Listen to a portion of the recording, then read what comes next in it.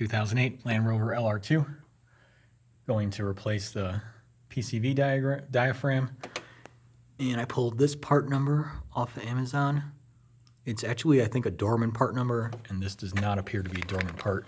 So hopefully it's not bootleg and they're just trying to share the part number.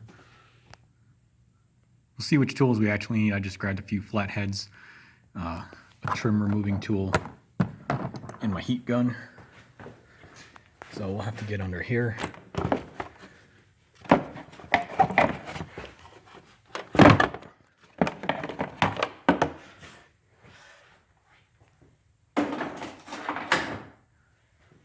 And what we got to do is pop this cap off and replace the assembly inside and that cap. Normally you replace this whole thing, but it's like $100-something bucks, maybe $200, where this is like 20, and this is the only part that's actually failed. And the way I know is when the vehicle's at lower RPMs, as I accelerate, I can hear it whistling, and that's one of the telltale signs for it.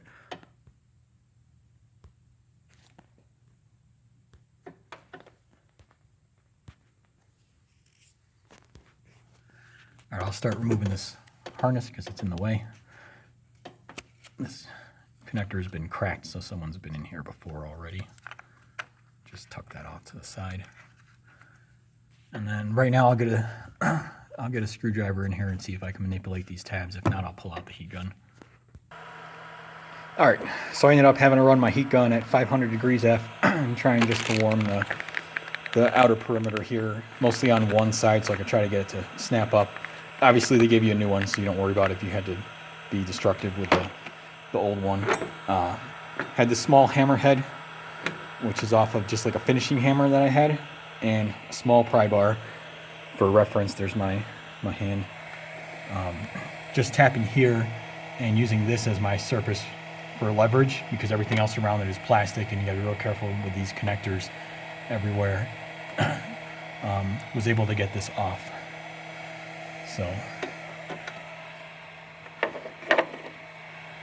just see what we have here.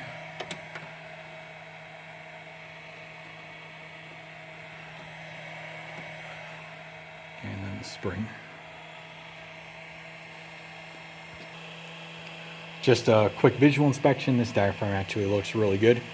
But since I got the new part, we'll replace it anyway and see if that sound goes away. All right, I've got the spring on. This geometry here gets oriented back and to the left.